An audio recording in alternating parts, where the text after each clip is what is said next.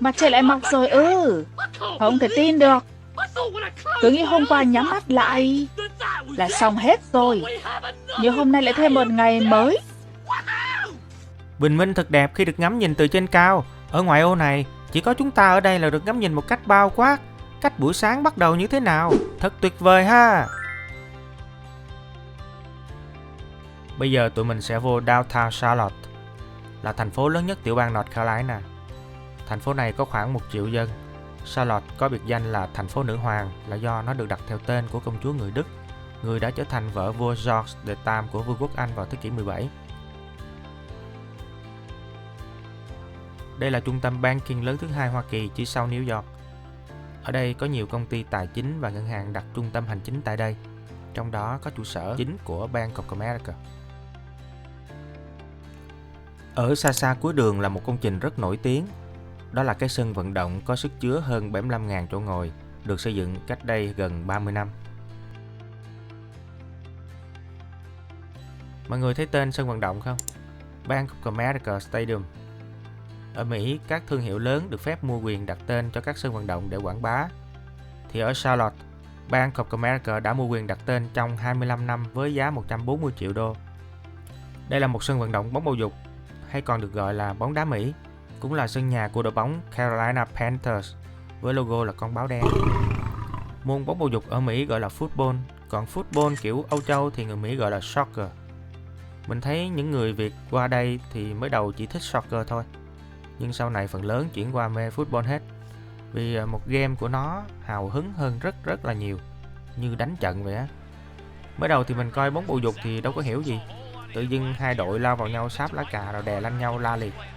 Đó là hồi trước thôi, chứ bây giờ mình cũng chưa hiểu gì luôn. Hả? Không yêu thể thao tìm hiểu chi cho mệt người. Người Mỹ mê nhất là bóng bầu dục. Các sân thường bán theo 5 mức vé. Mắc nhất là những ghế có vị trí nhìn tốt nhất gần sân cỏ. Kế đến là vé có phòng riêng, phục vụ đồ ăn nhẹ và dịch vụ chăm sóc khách hàng cao cấp. Thứ ba là ghế ngồi có tầm nhìn tốt ở tầng dưới. Thứ tư là ghế ngồi các tầng trên. Và rẻ nhất là vé tự chọn ghế ở khu vực nhất định trong sân vận động.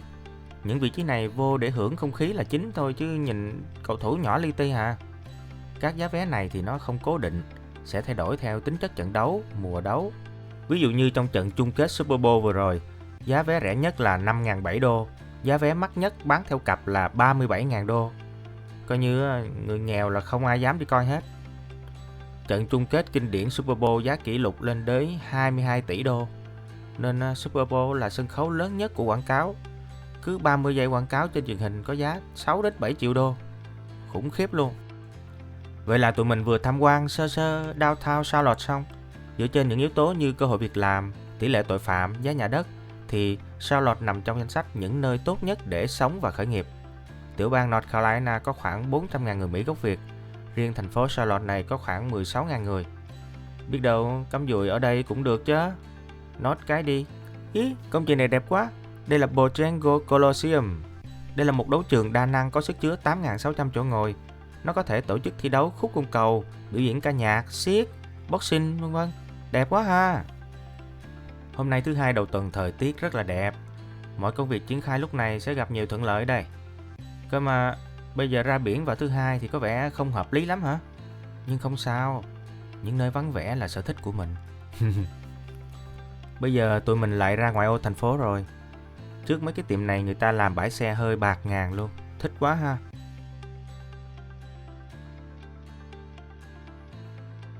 Thành phố này họ quy hoạch quá tốt. Khu bán xe hơi cần mặt bằng rộng lớn thì sẽ đặt ở ngoại ô. Buôn có bạn, bán có phường.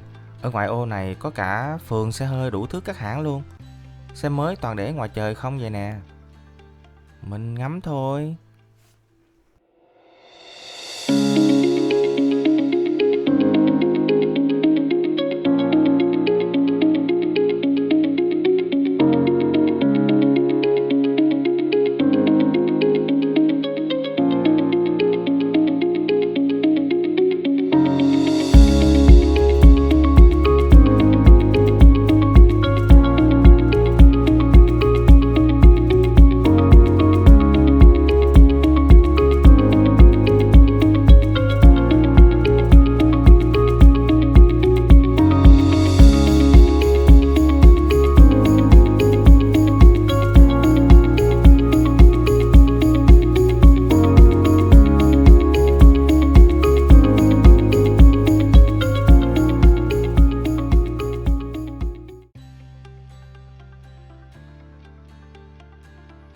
Bây giờ tụi mình sẽ thoát khỏi xa lộ liên tiểu bang 74.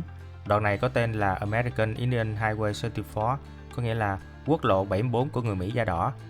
Đây là nút giao thông lập thể 4 hướng dạng hoa thị điển hình, có hình cỏ 4 lá.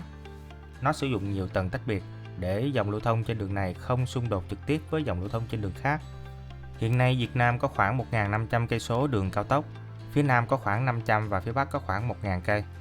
Nếu 1.500 cây số này mà ưu tiên đoạn từ Sài Gòn đi Hà Nội thì mình nghĩ kinh tế Việt Nam sẽ phát triển tốt hơn rất nhiều. Bây giờ tụi mình sẽ đi xuyên qua một thành phố nhỏ khoảng 20.000 người, có tên là Lumberton. Giá nhà ở đây khá rẻ, chỉ từ 60.000 cho tới 400.000 căn. Như căn này thì giá của nó đang rao là 63.000. Là một căn nhà cổ 82 tuổi đã xuống cấp, có 2 phòng ngủ và 1 vệ sinh chung.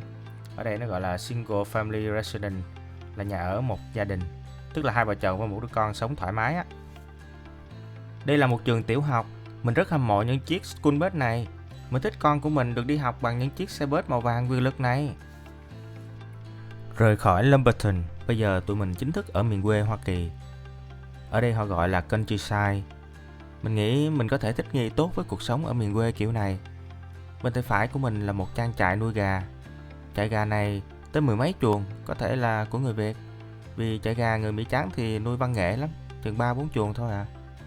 Dạo gần đây mình cũng ấp ủ công việc làm trại gà nho nhỏ như người Mỹ trắng. Mình sẽ tìm hiểu nhiều hơn trước khi quyết định dấn thân. Những người yêu thích cuộc sống đồng quê kiểu này, họ còn sáng tác ra một thể loại nhạc đồng quê nữa, đó là country music. Nhạc đồng quê là một thể loại nhạc pha trộn truyền thống được tìm thấy phổ biến ở Bắc Mỹ, tức là Mỹ và Canada.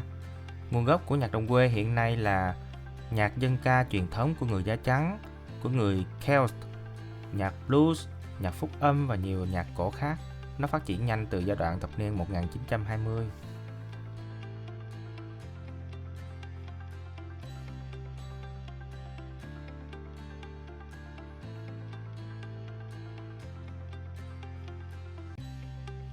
Mình không sợ buồn, mình có thể sống ở đây. Trong căn nhà này thì càng tốt. Xung quanh khu đất là cái hào, lối vô chính là một cái cầu nhỏ, giống trong phim quá ha. Bây giờ tụi mình sẽ đi qua một cái bùng binh. Lần đầu tiên mình thấy bùng binh ở Mỹ, vì đây là lần đầu tiên mình về miền quê mà. Bùng binh chỉ phù hợp với nơi giao thông có mật độ xe cộ thấp. Những nơi văn minh xe cộ nhiều thì họ chỉ dùng tín hiệu đèn thôi. Đó cũng là lý do mà bùng binh hàng xanh ở Sài Gòn bị phá bỏ. Nhưng có một nơi người ta lại tự hào có bùng binh lớn nhất Đông Nam Á. Đố mọi người biết đó là ở đâu? Ai biết thử comment xem đúng không nha.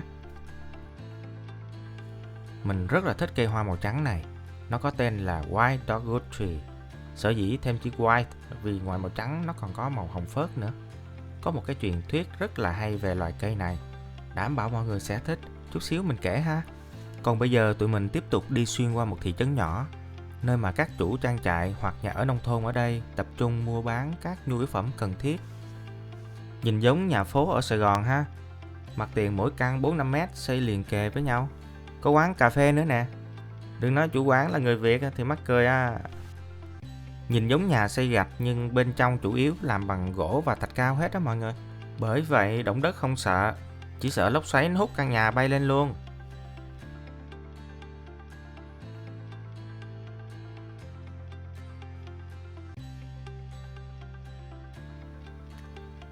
Đoạn này họ đang xây dựng mới để thay thế một bên cầu.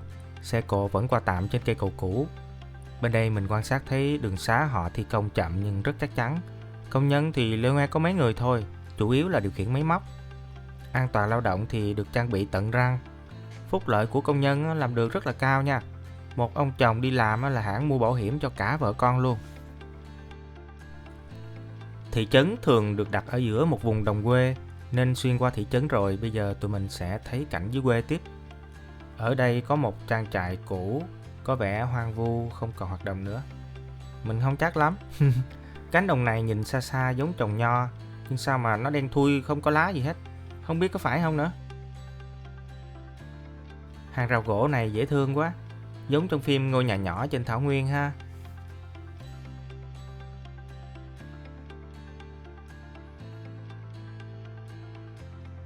Ở đây có ngôi nhà bỏ hoang. Nhìn đổ nát rồi, nhà này mà vô tay mình thì sang xịn mịn ngay. Sở trường của mình là sửa nhà xấu thành nhà đẹp mà. Mình sẽ tìm cách phát huy nó. Rồi, lại gặp cây hoa trắng. Để mình kể tiếp nha. Có một truyền thuyết về nó thế này.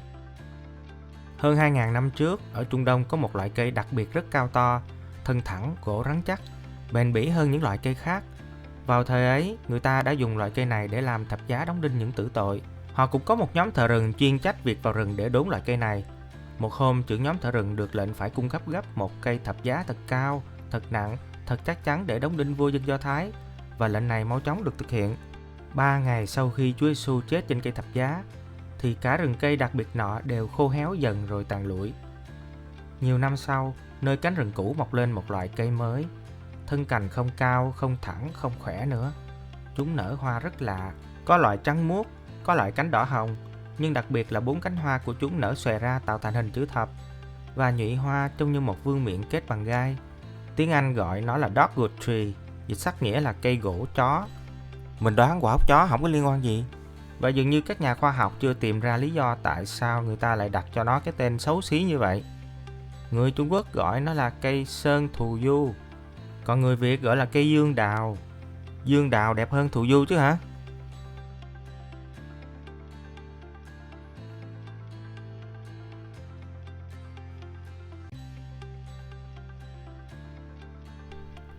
Bây giờ tụi mình sẽ ghé tham quan một nhà máy. Đây là bãi xe của công nhân. Không thấy ai đi xe máy hết ha.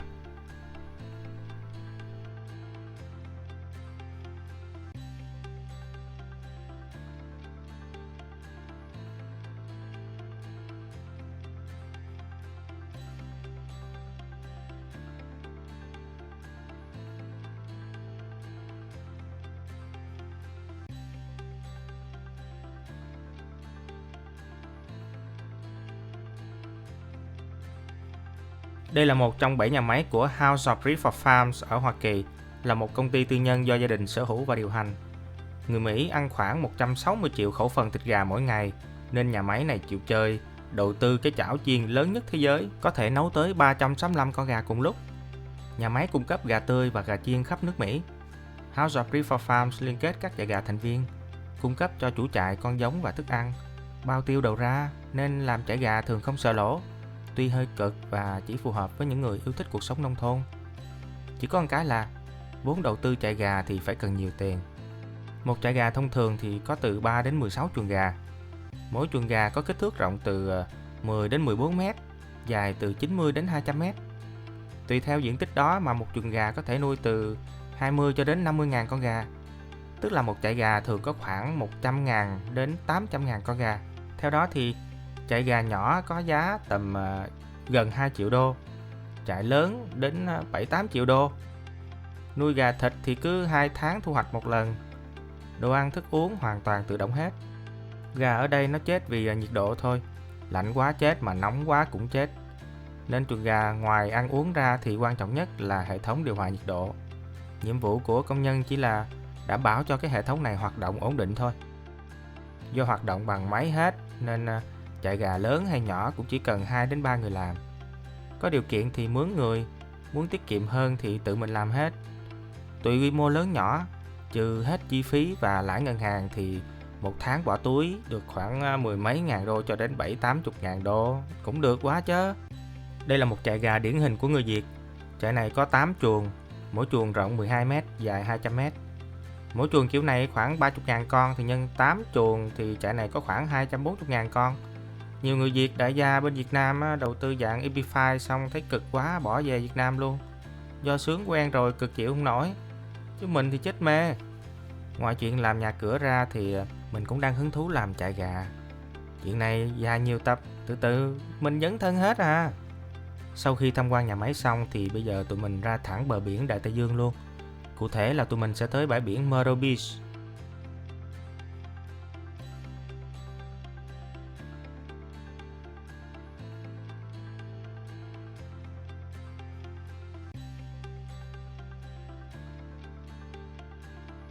Khu này sông ngòi nhiều như bên Việt Nam.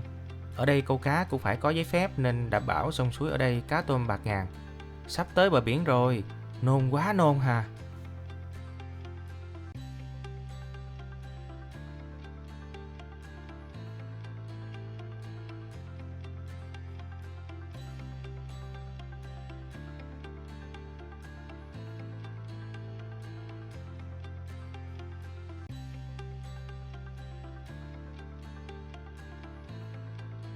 Một dấu hiệu nhận biết khi sắp tới bờ biển là nhà cửa san sát nhau. Đúng nghĩa tất đất tất vàng luôn.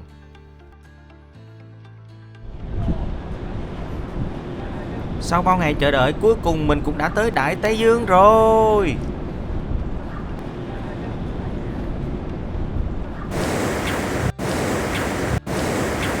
Phía sau lưng mình bây giờ là biển Đại Tây Dương đây. Đi thời gian quá dài, từ California, biển Thái Bình Dương, bây giờ mình đã tới được bờ biển Đại Tây Dương đây. Ở khu bên Cali thì mùa đông, nhưng mà biển khu ngoài biển thì ấm, mọi người có thể bơi được. Ở đây cũng đang mùa đông. Hồi sáng ở chỗ khách sạn mình đi là khoảng âm 2 đến 3 độ C, tức là thời tiết mà nước đóng băng được á. Hồi sáng mình có bay ở ngoài khách sạn chút xíu thôi mà tay lạnh cống mình tưởng là ra biển này không biết lạnh quá có bơi được hay không. Mình tới biển Đại Tây Dương rồi, chắc mình phải ngâm mình xuống đây để kỷ niệm. Có nhiều người đi chip bằng xe đạp á, đạp xe tới đây rồi quăng chiếc xe xuống biển kỷ niệm. Lấy lên chạy về, là kỷ niệm này chiếc xe đã từng tới đây. Bây giờ mình không có xe, chắc mình phải nhảy xuống tắm biển thôi. Để coi ở đây có ai nhảy xuống giống mình không. Ô, có một cái người, một cái đứa nhỏ Mỹ trắng nó nhảy xuống kìa. Chắc mình sẽ nhảy xuống thôi. Ok, biển Đại Tây Dương đây. Đi máy bay thì rất là đơn giản rồi, nhưng mà tụi mình đi xe hơi mất nhiều công sức hơn rất là nhiều. Bây giờ mình sẽ nhảy xuống thôi.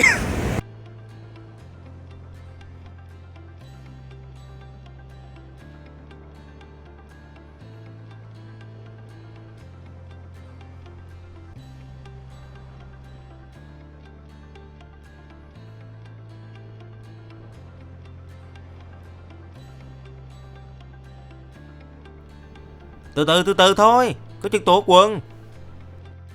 Có chân tuột quần.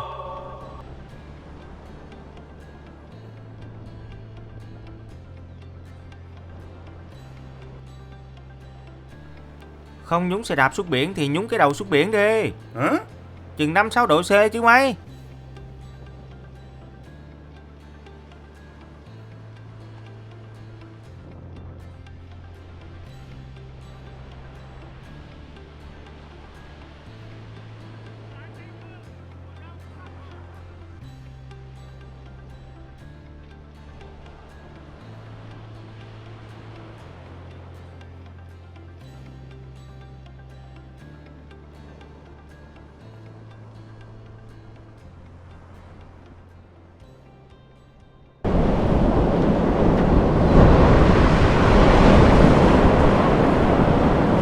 Bây giờ đang Đại Tây Dương nhưng mà mùa đông rồi. Có một mình tắm thôi. Ok, lên xe.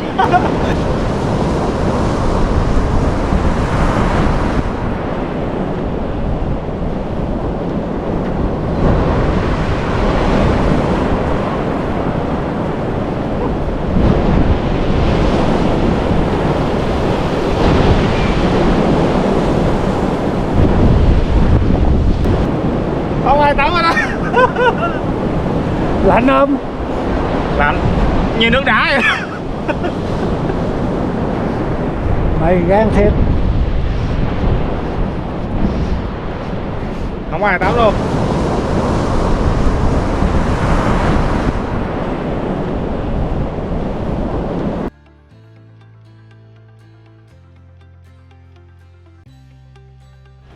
Wow, lạnh quá.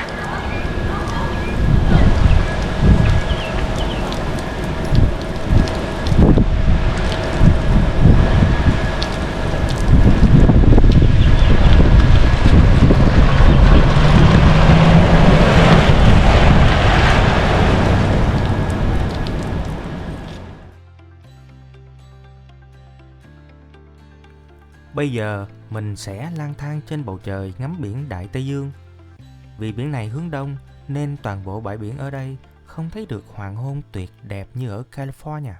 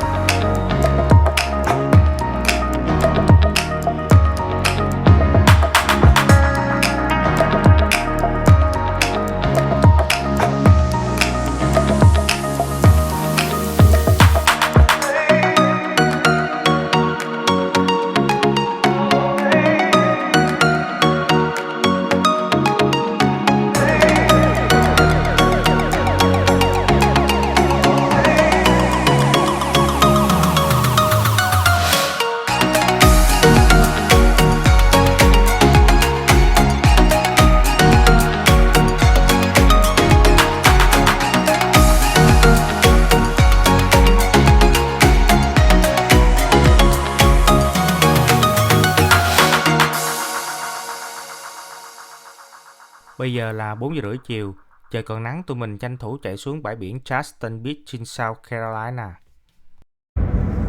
Ở dưới đụng xe sau quá trời đèn. Đó. Sao Trung Quốc luôn đi hả, cho nó dễ hả?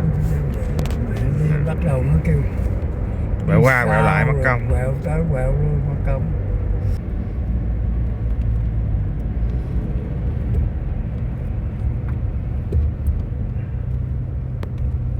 Ồ, liên hoàn luôn.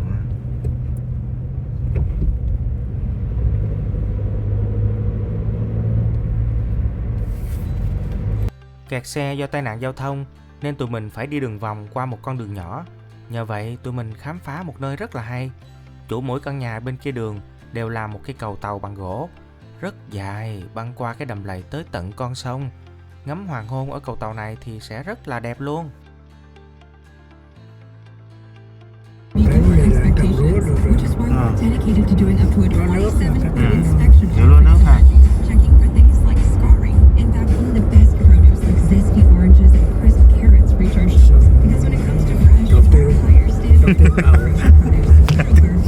Cầu tiêu thật.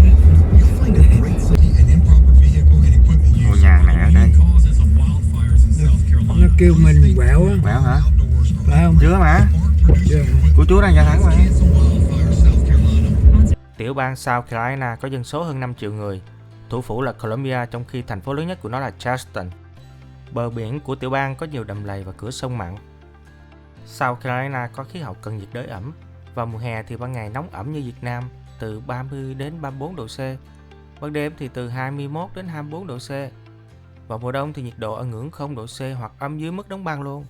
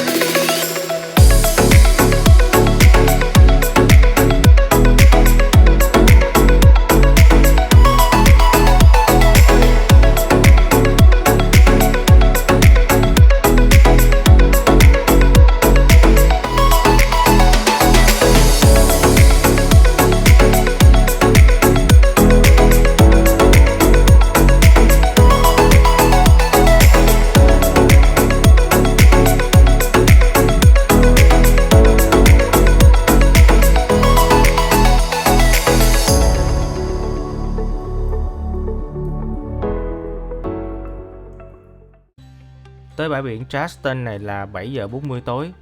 Do lúc quay phim là cuối đông đầu xuân nên chỉ còn thấy lờ mờ. Chứ vào mùa hè như bây giờ thì 8 giờ tối vẫn còn sáng trưng như 4 giờ chiều bên Việt Nam. Khu này hoàn toàn tách biệt với đất liền. Nó như một hòn đảo. Muốn tới nó phải băng qua cái cầu độc đạo như qua Thanh Đa vậy đó. Mấy căn nhà hướng Tây này ngắm được hoàng hôn đẹp quá chừng ha. Trong đó như một cái vịnh nên không có sóng. Nhà nào cũng có cầu tàu hết. Giá mỗi căn trung bình là 8 triệu đô, bao gồm cả tàu. Bây giờ tụi mình sẽ quẹo trái để xuống bãi biển này khám phá. Khu này đúng nghĩa là một hòn đảo, nhưng có thể tới bằng cầu. Nó có tên là Sullivan's Island. Đảo nhỏ này không có bãi tắm an toàn, nhưng dân đảo toàn người giàu không hả?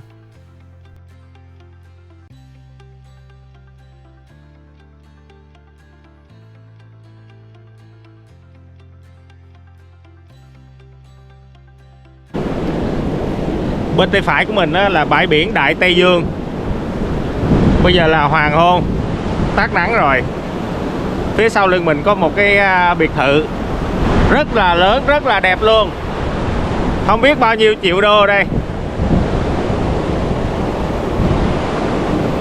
Hồi trưa này mình có nhảy xuống bãi biển Đại Tây Dương, nhưng mà nó là cái khúc phía dưới.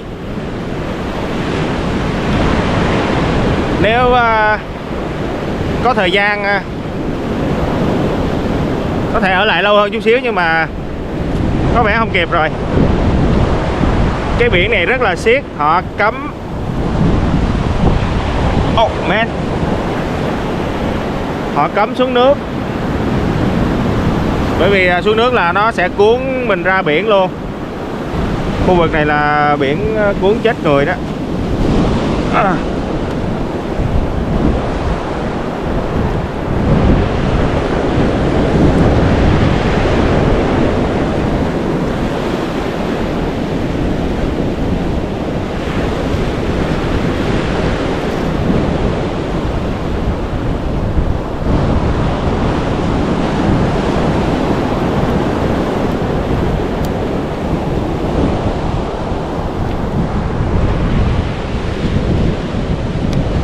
Vậy là mình đã tới được hai bãi biển, hai biển Đại Tây Dương và Thái Bình Dương.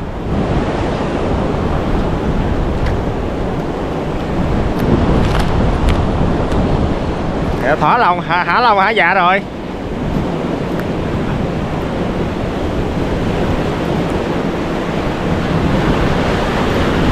Vậy là mình đã đi xuyên nước biển rồi.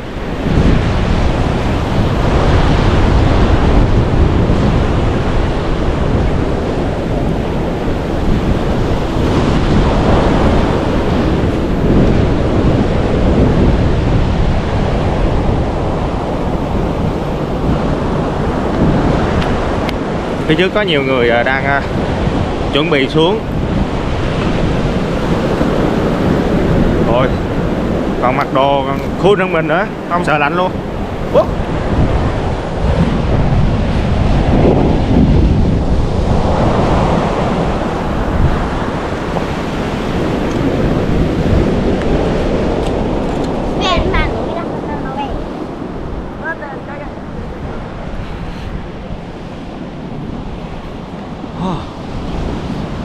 Hoàng hôn đẹp quá đi.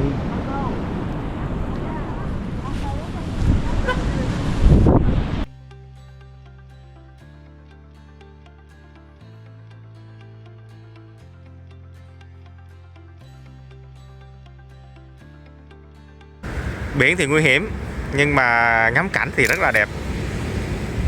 Bãi biển này hiện đang cấm mấy người bơi ở đây, bởi vì cái bờ nó dốc, nó không phù hợp để tắm biển, xuống rồi nó lôi ra luôn á. Thì có mấy ghế đá rất là dễ thương nha. Không phải ghế đá nữa, cái ghế gỗ.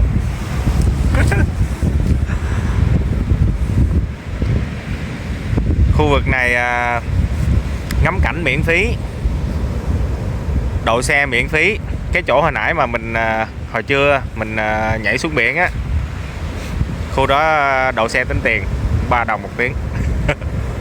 Không phải 1 tiếng nữa, nhưng mà đậu càng lâu thì càng rẻ. Rẻ theo giờ thôi chứ còn nó sẽ mắc. Ok, ánh sáng đẹp quá ha. Ok, giờ mình chuẩn bị mình đi về khách sạn đây. Có thể là mình chọn một cái motel ở cho biết. Hồi xưa đọc tài liệu nghiên cứu mấy cái motel mà chưa ở bao giờ, nay ở thử. Giá thì cũng xấp xỉ khách sạn thôi, có thể nó 9-10.